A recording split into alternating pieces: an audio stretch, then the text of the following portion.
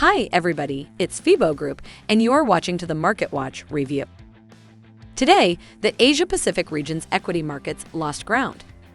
Notable exceptions were India, Hong Kong, and China's Shenzhen. Stoxx 600 Europe is building a base ahead 4,000 and is trading quiet with a slight upside bias. The U.S. equity futures remain firm, but the cash markets are closed today. The U.S. dollar trades with a lower bias than all major currencies. Sterling is the weakest currency and is almost flat. The gold price is steady at $1,840. August WTI is trading in a narrow range of $110 to $1,840. Asian Pacific market.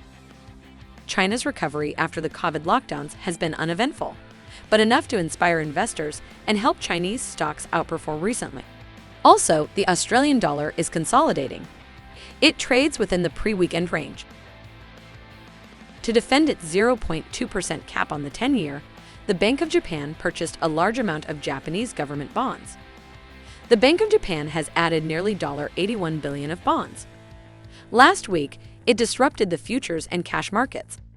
The dollar held steady below its last week high against the Japanese yen of JPY 135.60. It is within a narrower range than in previous sessions.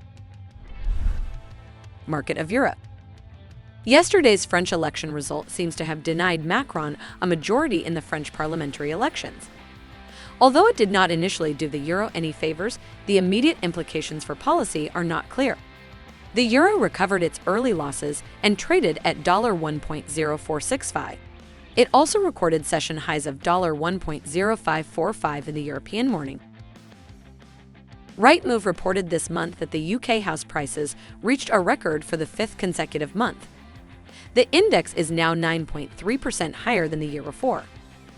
Some people find some hope in the fact the index rose 0.3% this month, which is the same pace as the year's slowest pace. Sterling trades within the pre-weekend range. This is also what was last Thursday's range. It found support at $1.2200 today. Market of America. Powell expressed his willingness to allow a similar move next month after cautioning that Powell's unusual rate hikes were not typical. Governor Waller, a prominent hawkish voice, stated over the weekend that he would support another 3/4-point move. If the economic data is as he expects, he will support such an action. Powell and Waller both dismissed the fear of recession by saying that they were a little overblown. The U.S. dollar was able to make a slight new high against the Canadian dollar for the year ahead of the weekend. The risk-off impulses were the main drag on Canadian dollars. However, it is important to note the decrease in Canada's interest rates premium over the U.S.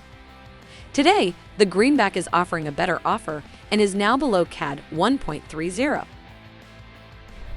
That's all for me. Closely monitor the news background and be prepared for all the surprises of the market.